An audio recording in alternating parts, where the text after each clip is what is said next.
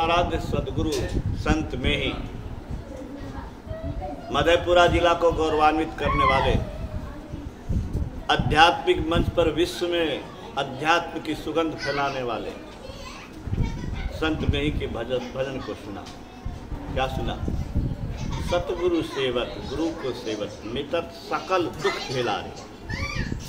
सब दुख सब झमेला खत्म होगा। कैसे? गुरु को सेवन करने से। कहिएगा कि आप लोग तो बूढ़े होकर के अब चलने वाले हैं, तो आपका दुख खत्म हो गया।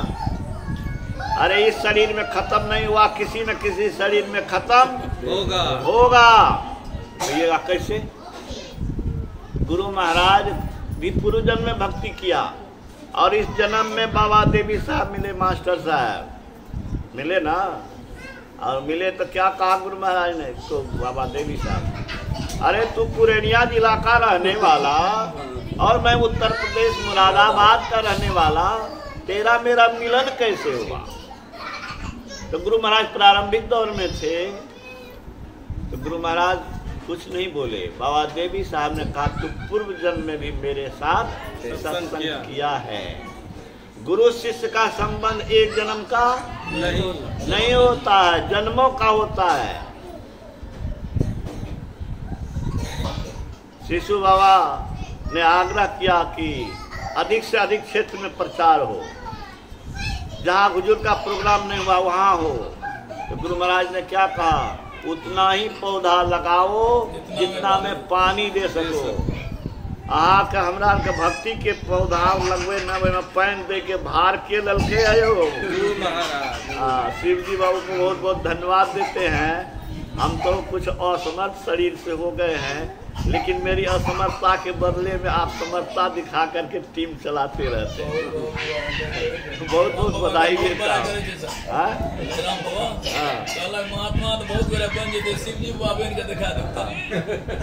तो निश्चिंत रहिए, सदगुरु के शरण में आइए। भगवान कृष्ण ने कहा अनेक जन्म संसिद्धो ततो याति परम गति। कई जन्म लगेंगे, लेकिन जो पद संतों ने पाया, बुद्ध ने पाया, महावीर ने पाया, वो पद क्या बुद्ध की आत्मा और हमारी आत्मा अभी अलग है? एक ही है, वही आत्मा है। वही बिजली वहाँ बल्ब जला रहा है, वही बिजली यहाँ पंखा चला रहा है, वही बिजली यहाँ से ध्वनिवर्धक यंत्र से आवाज को मोहल्ले में गुंजवा रहा है। बिजली में फर्क नहीं है। इसी तरह से आत्मा में कोई फर्क नहीं है। अगर किसी की आत्मा मुक्त हुई है, किसी की आत्मा अलौकिक शक्ति पाई है, तो हम भी वो पा सकते हैं। और पाने का रास्ता युक्ति संत बताते हैं। इसलिए गुरु महाराज ने कहा उनके शरण में रहना चाहिए। जो शरण में है, जो शरण में हो, क्या कीजिए? निष्पाप होके रहिए, पाप से डरिए। कैसे डरिए? जैसे सांप से डरते हैं, आग से डरते हैं, बिजली से डरते हैं कि करंट लग जाएगा तो चले जाएंगे। ऐसे ही पाप से डरिए, झूठ बोलने से, ठगने से डरिए, है ना। सब में ईश्वर को देखिए, सब में ईश्वर को देखिए। क्या राम में सब जग जाने। कराऊं प्रणाम जोड़ी जुटा। यही जीवन जीने का तरीका रखिए। सत्संग नित और ध्यान नित रहिए करत। करते हो कि खाली मुड़ी डोलाते हो? करते हो ना। हाँ, स्तुति नहीं करने से बहुत हानि है, बहुत पाप है। कोई काम छूट जाए, स्तुति प्रार्थना नहीं छोड़ना यार। ईश्वर की स्तुति, संत की स्तुति, गुरु की स्तुति रोज करना।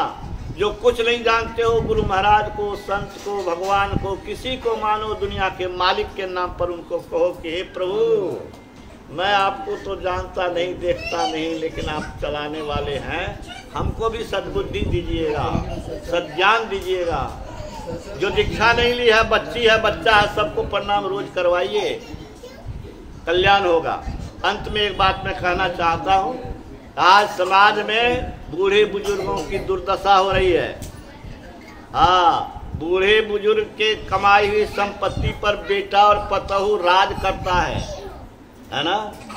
लेकिन वो बेटा पतोहू जो है सो बहुत कम है ऐसा जो बूढ़े बुजुर्ग की सेवा करता है उसको आदर देता है, प्यार से उसके निकट कुछ बात करता है, कुछ पूछता है कि कोनो कष्टो तो नहीं छा। पैर हाथ दबाने वाला बेटा पुतो तो आजकल धरती पर नदारद जैसा होता जा रहा है। शर्म होना चाहिए बेटा पतोहू को।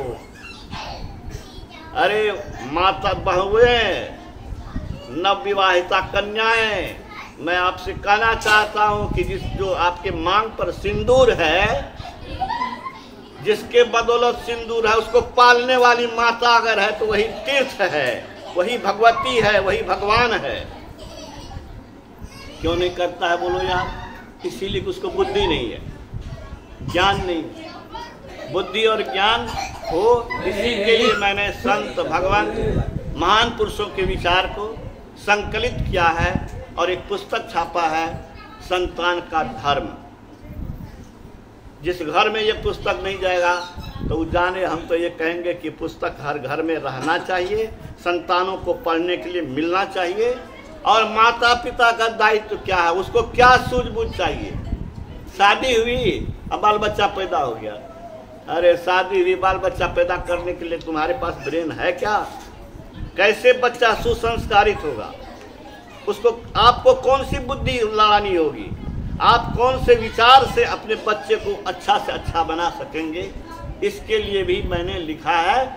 किसके आधार पर? अपनी बुद्धि से नहीं, महान पुरुषों के विचारों को, शास्त्रों के विचारों को। और पुस्तक का नाम क्या है? माता पिता का दायित्व। और आध्यात्मिक अगर ज्ञान पाना चाहते हैं तो मैं 50 वर्ष से अगर कुछ चिंतन मनन शास्त्रों का मंथन किया है, उसका सार तत्व निकाला है, उसमें से रत्नों को निकाल करके अगर कोई पुस्तक बनाया तो उसका नाम है अमृत संचन, अमृत चिंतन।